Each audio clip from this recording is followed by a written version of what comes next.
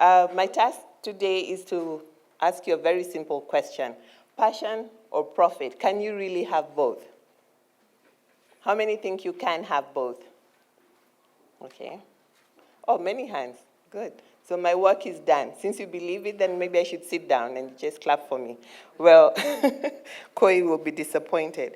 I do believe that you can turn your passion into profit, and that's the big crusade that I lead in this country. And I believe that there are few things that we need to pay attention to based on my observations as I work with different people on this field of turning your passion into profit.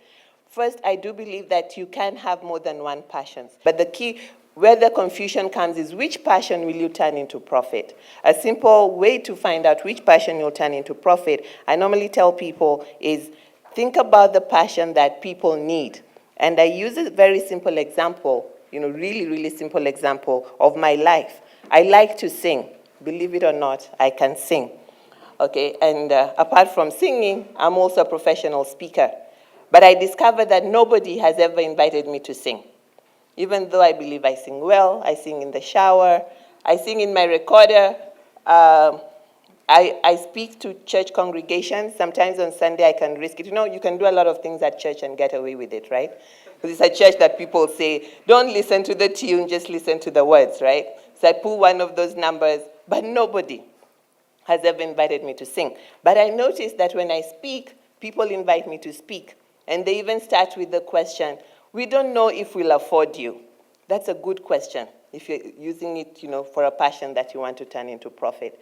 So the key thing that you need to understand is the passion that's going to turn into profit is a passion that needs to be aligned to a need.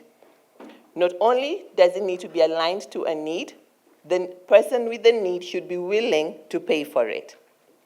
And that's another big disconnect.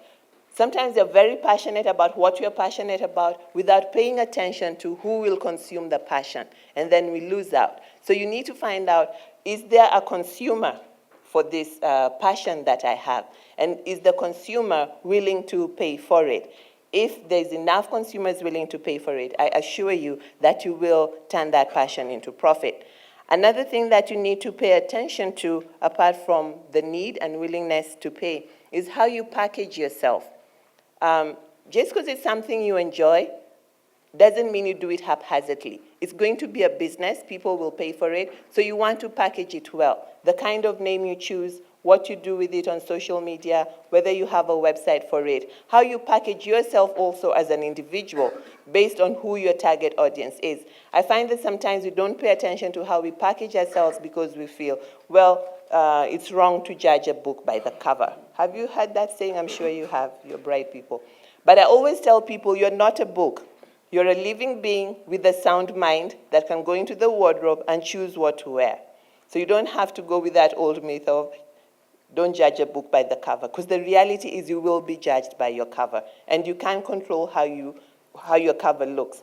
And it's based on your values. It's not just a superficial covering that you're going to have. So the next thing is your packaging. What name will you use? What vehicle will you use? What channels will you use to reach the market, reach the people that you want to reach with your passion? And then one last thing is, apart from how you'll package it, performing at your peak. When it's your passion, it's like a hobby, so you kind of feel you know it, and yeah, you do. When I discovered that speaking was something that people needed me for, I kept being invited to speak in front of people, even though I was shy, and that's not what I thought I'd be doing for a living.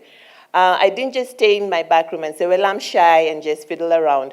I went for professional speaking classes. I went for coaching, because one thing I discovered is my first calling, my first background is leadership and management. So as I went around teaching leadership and management, I found that people would come and ask me how to start a business. I have this passion. How can I start this business?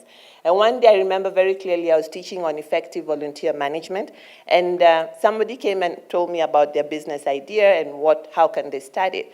And I asked the person, why are you asking me about to start a business? And we're talking about volunteers. I lived in the US at that time. And I was speaking to an immigrant congregation, and they said, If you can do this here and make money out of it, I think you can help me. So that was a clue. That was a clear clue that here was somebody in need and they were willing to pay for it. So the first thing, so we started talking, and I noticed that a couple other people were asking me. He referred some people to me. People kept referring others to me, which showed me there was a need and there was also willingness to pay. So I didn't stop there. I went and did a small course on small business management. That's when I did the coaching classes. So now when people came to ask me, I no longer did it for free. I started turning it into profit. I'd say, yeah, I can help you. I have this program, or I have this package, or I have this checklist, and I would charge for those. So how you package yourself is important, how you sharpen your passion so that you're competent and you do all it takes within that space, how you show up, showing up on time, doing what is required, not cutting corners. Just because other people are cutting corners doesn't mean you should cut corners. Define what you want, decide what you want your passion to stand out for, and then follow your path. Don't follow the easy path that everyone is following, because then you will not be able to stand apart. You won't be able to be distinguished. So it's very important to package yourself well and perform at your peak. And that is really the end of my talk. I will leave you with this one quote. It's by acts, not by ideas, that people live. No matter what great an idea you have for your passion, until you act, nobody will know about it. People are not remembered for the great ideas they have. People are remembered for the great execution of their ideas. I wish you well. Thank you.